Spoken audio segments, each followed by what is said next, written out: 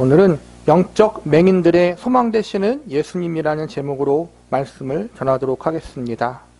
오늘도 지난 시간에 이어서 예수님께 고침받은 두 맹인의 사건에 대해서 살펴보려고 합니다. 앞을 볼 수 없는 맹인이 고침받은 사건은 기적의 사건입니다. 지금도 그렇지만 그 당시 역시 앞을 볼 수 없다는 것은 일평생 당사자와 그 가족이 안고 가야 했던 불치병이자 고통의 문제였습니다. 그런데 도저히 고침받을 가능성이 없었던 이 불치병이, 이 장애가 예수님에 의해서 고침받게 되었습니다. 더욱이 이 기적은 한 사람에게 일어난 것이 아니라 두 사람에게 동시에 일어난 기적이었습니다. 즉 어쩌다가 우연히 일어난 신비적 사건이 아니라 예수님에 의해서 일어난 기적의 사건인 것입니다.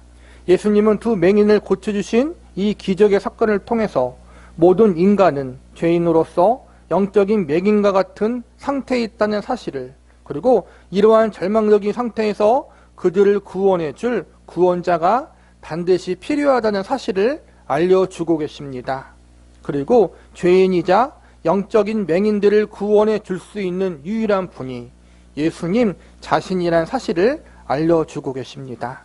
지난 시간에 이어서 우리는 두 맹인이 고침받은 이 사건을 통해서 이 기적의 사건을 베풀어 주신 예수님은 과연 어떠한 분이신지에 대해서 구체적으로 살펴보는 시간을 가져보도록 하겠습니다. 첫 번째로 예수님은 그분을 찾는 자들을 결코 외면하지 않으시는 분이십니다. 오늘 본문 말씀은 여리고성을 지나가는 예수님에게 두 맹인이 소리치는 괴서부터 시작이 되어지고 있습니다. 본문 29절과 30절을 보시기 바랍니다. 그들이 여리고에서 떠나갈 때 큰 무리가 예수를 따르더라. 맹인 두 사람이 길가에 앉았다가 예수께서 지나가신다함을 듣고 소리질러 이르되 주여 우리를 불쌍히 여기소서 다윗의 자손이여 하니. 두 맹인이 예수님을 향해 무엇이라고 소리치고 있습니까? 다윗의 자손이여 우리를 불쌍히 여기소서입니다. 지난 시간에 배웠듯이 2000년 전 맹인으로 산다는 것은 아무런 경제적 활동을 할 수 없다는 것을 의미합니다. 맹인이 할 수 있는 유일한 경제활동은 길가에 앉아 구걸하는 것입니다. 그래서 동일한 내용을 기록한 누가복음에서는 이들을 거지라고 표현했습니다. 더욱이 과거에는 장애를 가진 사람들을 무시하고 업신여기는 분위기가 사회에 팽배했기 때문에 오늘 본문에 등장하는 두 맹인은 경제적으로도 궁핍하게 살았을 것이고 주변 사람들에게도 많은 무시와 차별을 당하며 살고 있었을 것입니다. 장님이고 거지라고 놀림받기도 했을 것입니다. 이처럼 맹인으로서 생활해야 했던 이들의 삶은 말로 다 표현할 수 없을 만큼 절망적이고 비참한 상태였을 것입니다. 더욱 절망스러운 것은 자신들이 처한 상황에서 더 나아질 일말의 희망조차 없었다는 것입니다. 평생토록 어둡고 절망적인 현실을 살아야 했던 두 맹인이었습니다. 그런 그들에게 예수님에 대한 소문이 들려왔습니다. 예수님이란 분이 계시는데 그분이 병든 자, 귀신 들린 자, 장애를 가진 자들을 고쳐주신다는 이야기까지 듣게 됩니다. 예수님에 대한 소문과 이야기를 들은 이후부터 이 두 맹인에게는 희망이 생기기 시작합니다. 자신들도 예수님을 만나면 고침받을 수 있다. 자신들이 가진 이 절망적인 상황에서 구원받을 수 있다는 소망을 가지게 됩니다. 그러나 현실적으로 앞을 볼 수 없는 맹인이 예수님을 만나기 위해 먼 길을 여행한다는 것은 쉬운 일이 아닙니다. 길에서 구걸할 정도로 궁핍한 생활을 했고 주변 사람들에게 무시를 당해도 그의 편을 들어줄 사람이 없었던 것으로 보아 이 두 맹인은 가족들의 케어도 제대로 받지 못한 채 매우 힘든 생활을 했던 것으로 보입니다. 보통 예수님이 머물거나 지나가신다는 소문이 들리면 많은 사람들이 자신의 가족과 친척 중 병들고 아픈 사람을 데리고 오는 경우들이 많았습니다. 예수님이 그들을 치료해 주실 것을 기대하는 마음으로 가족과 친지 중에 아프고 병든 사람을 예수님께 데리고 나오는 경우들이 흔했습니다. 그런데 예수님이 여리고성을 지나가신다는 소문이 들렸음에도 불구하고 두 맹인이 예수님 곁으로 나올 수 있도록 돕는 사람이 아무도 없었습니다. 이처럼 사람들이 이 두 맹인에게 어떠한 관심과 도움도 주지 않았고 이들을 철저하게 업심 여기고 그들을 무시하고 있었습니다. 그들은 그만큼 소외된 삶을 살고 있었던 것입니다. 이에 반해 예수님은 지금 이스라엘 민족 안에서 가장 유명하고 인기 있는 분이었습니다. 많은 사람들이 예수님을 보기 위해 몰려들었고 예수님을 에워싸고 있는 상황이었습니다.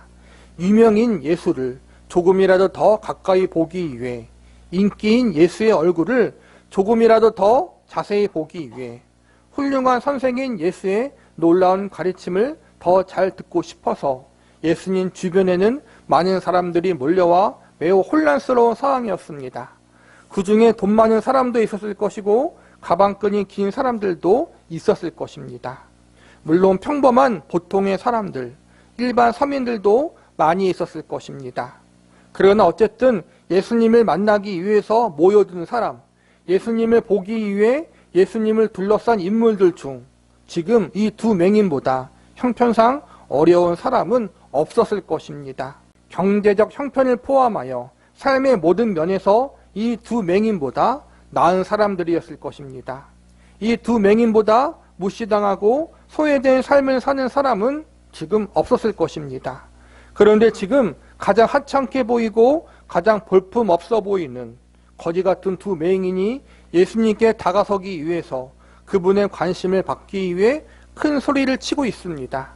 이러한 모습과 광경이 예수님을 만나기 위해서 모여든 사람들 편에서는 불쾌하게 여겨질 수 있습니다. 자신들도 지금 예수님을 보기 위해서, 예수님의 관심을 받기 위해서 이렇게 열심히 그분 앞에 나왔는데 감히 자신보다 한참 못한 거지 같은 두 맹인이 예수님께 관심받기 위해 소리치는 것이 그들에게는 못마땅했을 것입니다. 본문 31절을 보시기 바랍니다. 무리가 꾸짖어 잠잠하라 하되 더욱 소리질러 이르되 주여 우리를 불쌍히 여기소서 다윗의 자손이여 하는지라. 그래서 31절에 보니까 예수님을 보기 위해 모여든 사람이 시끄럽게 소리치는 두 맹인을 꾸짖습니다. 상대적으로 자신들보다 못하게 보이는 사람, 거리에서 구걸하는 두 맹인이 시끄럽게 소리치는 것이 마음에 들지 않았던 것입니다. 예수님께 도움을 요청하기 위해서 큰 소리로 부르짖고 있는데 사람들은 두 맹인을 꾸짖고 제지했습니다. 아무도 자신들을 도와주는 사람이 없기에, 아무도 자신들을 예수님께로 데려다주는 사람이 없기에 이 장애를 가진 그들이 예수님을 만날 수 있는 유일한 방법은 큰 소리로 부르짖는 방법밖에 없었을 것입니다. 그런데 지금 예수님 주변에 모여든 사람들은 이것이 마음에 들지 않았고 두 맹인을 꾸짖었습니다. 인간적인 시각으로 볼 때 예수님 역시 경제적으로 부자인 사람, 사회적 지위와 명망이 높은 사람에게 더 큰 관심을 주는 것이 유리할 수 있었습니다. 굳이 길에서 구걸하는 두 맹인에게 관심을 둘 시간이 그러한 필요가 없었다는 것입니다. 차라리 그 관심을 둘 시간적 여유에 다른 사람들에게 관심을 두는 것이 더 나을 수 있었습니다. 그런데 예수님은 그렇게 하지 않으셨습니다. 본문 32절을 보시기 바랍니다. 예수께서 머물러 서서 그들을 불러 이르시되 너희에게 무엇을 하여 주기를 원하느냐.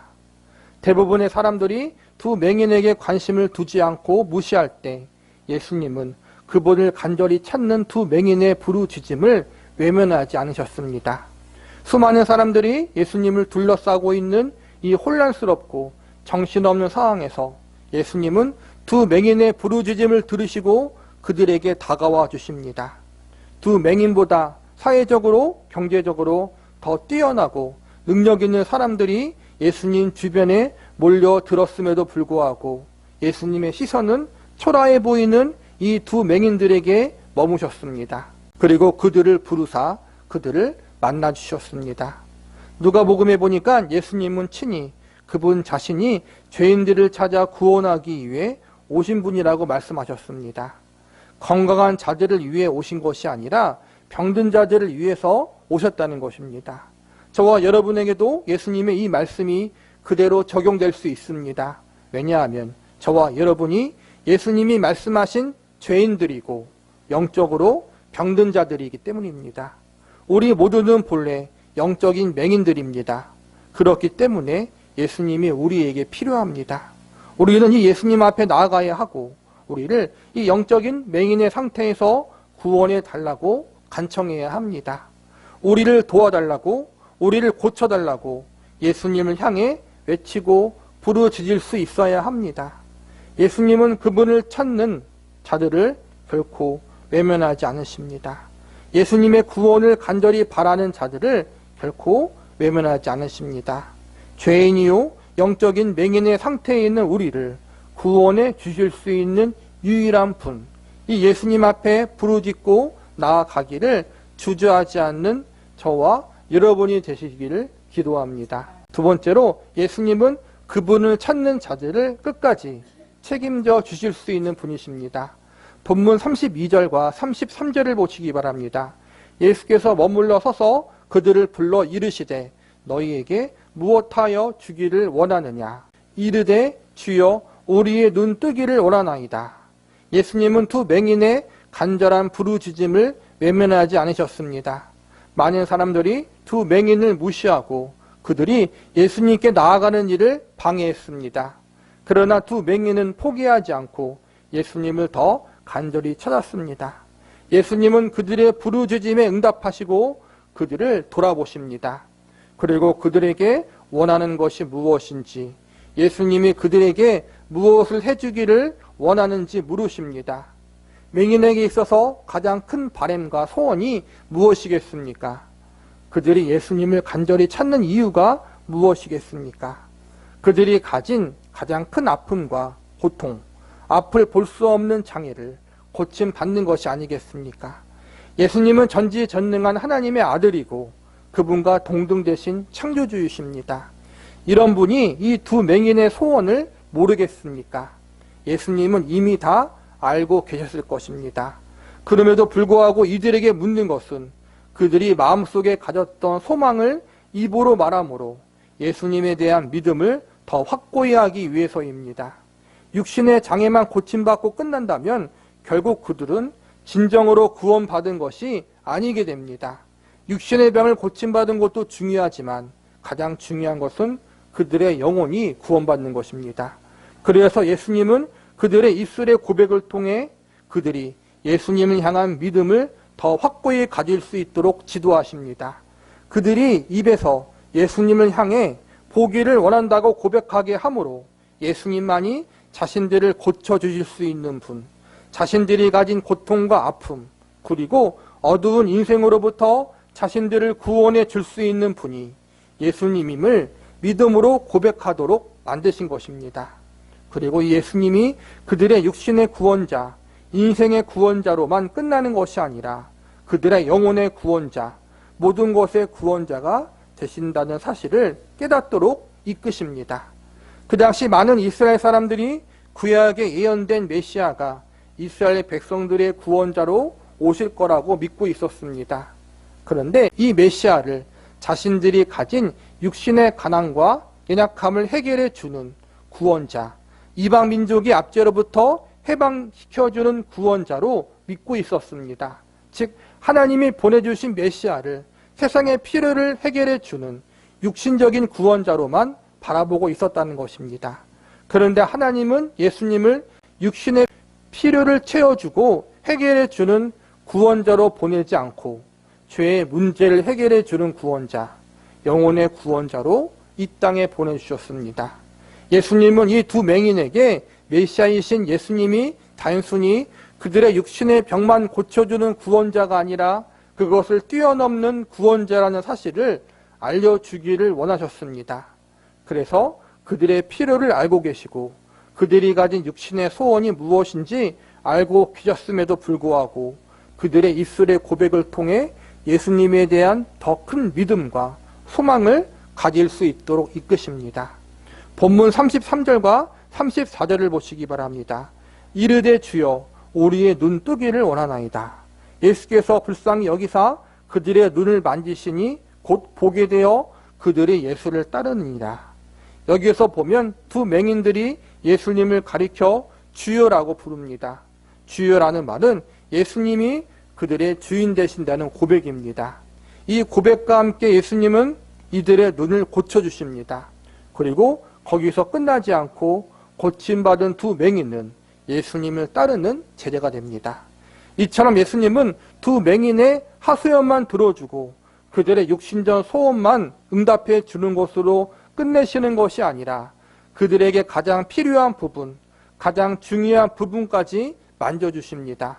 그들은 지금 당장 육신의 눈이 띄어지는 것을 가장 바라고 있었지만 예수님은 그들의 영적인 눈이 띄어지는 것을 더 중요하게 여기셨습니다. 그래서 육신의 아픈 눈도 만져주시고 동시에 영적인 눈도 만져주십니다. 그들의 믿음이 더 확고해지도록 역사해 주십니다. 멸시와 천대를 받으며 살았던 두 맹인은 이제 예수님의 사랑과 관심을 받으며 말씀과 믿음으로 양육받는 하나님의 자녀가 된 것입니다.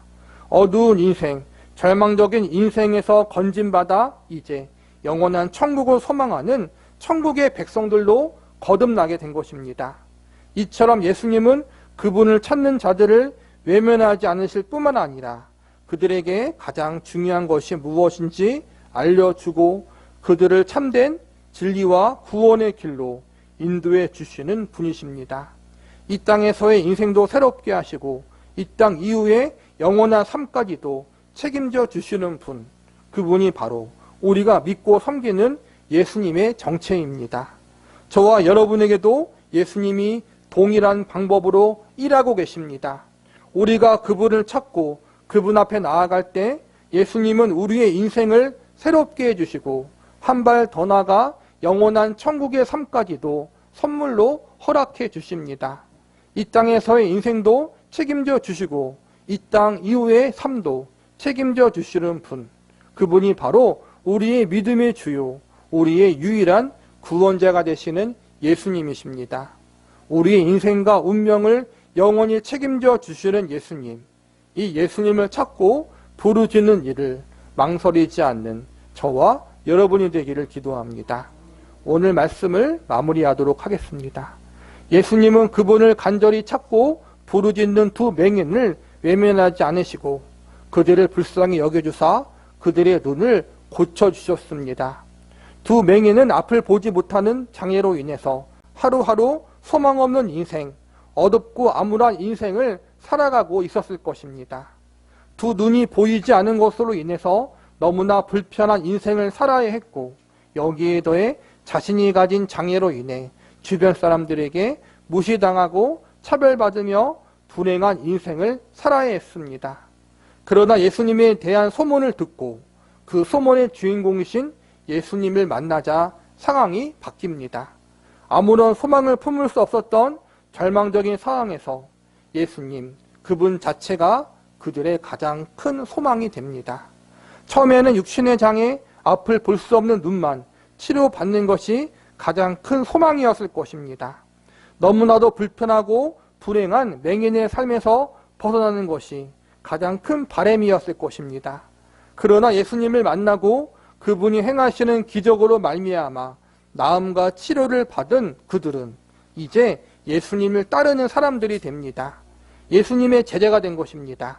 이제 육신의 치료와 나음이 가장 중요한 인생의 목적과 의미가 아니라 예수님을 따르는 삶이 그들의 가장 중요한 인생의 목적과 의미가 된 것입니다. 예수님을 육신의 구원자로 믿는 것을 넘어 영혼의 구원자로 믿게 된 것입니다. 우리도 이러한 경우들이 있습니다. 경제적 어려움, 가정의 아픔, 인생의 고난으로 인해서 힘들어할 때 종교의 힘을 빌려보려고 교회에 나오고 신앙생활을 시작한 분들이 계십니다. 인생이 참 힘들다, 마음이 참 무겁다, 이러한 이유로 하나님 좀 믿어볼까라는 생각으로 교회에 나온 사람들도 참 많이 있습니다. 인생의 문제, 가정의 문제를 해결받고 싶어서, 위로받고 싶어서 예수를 믿어볼까, 이러한 마음으로 신앙생활을 시작하는 경우들도 있습니다. 그러다가 하나님의 은혜로 육신의 문제가 가장 중요한 문제가 아니라 그보다 더 중요한 영적인 문제가 있다는 사실을 깨닫게 됩니다. 마음의 공허함 때문에, 인생의 공고함 때문에 교회에 나왔는데 이 모든 것이 죄로 인해 생기게 된 것이고 오직 예수님만이 이 문제의 모든 해결자고 구원자라는 사실을 알게 됩니다. 고달픈 인생의 문제를 해결받고 싶어서 예수님께 나왔는데 그 계기를 통해 가장 중요한 죄의 문제, 영혼의 문제, 거듭남의 문제를 해결받게 되는 놀라운 기적의 역사가 우리 인생 가운데 일어나게 된 것입니다. 두 맹인은 앞을 볼 수 없는 장애로 인해서 큰 절망 속에 인생을 살고 있었습니다. 그러나 그 절망의 문제가 그들로 하여금 예수님을 간절히 바라보게 만들고 그분을 유일한 소망자요, 구원자로 받아들이게 하는 계기가 되었습니다. 우리도 인생의 여러 고통의 문제들로 인해서 예수님을 찾게 되고 그분이 나의 참된 소망이 되는 자리로 오게 되었습니다. 서로 각자 조금씩 예수님을 찾게 되는 이유와 목적, 상황들이 다를 수 있었지만 결국 예수님은 그분을 찾는 자들을 외면하지 않으시고 그들을 만나주시고 그들의 소망이 되어주셨습니다. 지금 예수님은 예루살렘으로 올라가시는 중이었고 얼마 후면 인류의 모든 죄를 지시고 십자가에 못 박혀 죽으셔야 했습니다. 예수님은 그분을 기다리고 있는 십자가상의 고통과 그 과정 가운데 일어날 멸시와 천대, 그리고 진짜로 하나님께 버림받게 될 것까지도 다 알고 계셨습니다. 이렇게 십자가상에서 겪게 될 모든 고난들로 인해 예수님은 우리가 상상하지 못할 정도로 마음이 번잡했을 것입니다. 많은 근심이 있으셨을 것입니다. 그런데 이러한 무거운 마음 가운데에서도 두 맹인의 부르짖음을 외면하지 않으시고 그들을 고쳐주십니다.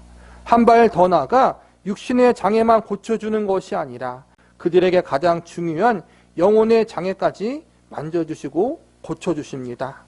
이처럼 예수님은 우리가 그분을 찾고 부르짖을 때 우리를 결코 외면하지 않으시고 우리가 가진 가장 근본적인 문제까지도 해결해 주시는 좋으신 분이십니다. 우리의 기도와 간구보다 더 넘치도록 응답해 주시는 가장 선하신 분이십니다. 저와 여러분의 구세주가 되시는 예수님, 이 예수님은 이처럼 너무나도 좋으신 분, 너무나도 선하신 분이십니다. 예수님은 그분을 찾는 이들을 결코 실망시키지 않으시는 분이십니다. 가장 좋은 것으로, 가장 선한 것으로 우리를 채워주시고 만족시켜 주시는 분이십니다. 그분은 우리의 구원이요 우리의 소망이 되시는 분이십니다. 우리를 향한 예수님의 선하심과 신실함을 의심하지 말고 무슨 일이 있어도 이 예수님을 찾고 그분 앞에 나아가는 일을 포기하지 마시기 바랍니다. 우리의 모든 인생의 여정 가운데 예수님 앞에 나아가기를 멈추지 말고 이 예수님 앞에 우리의 모든 문제를 아뢰고 우리의 인생과 운명까지도 온전히 맡길 수 있는 저와 여러분이 되시기를 기도합니다.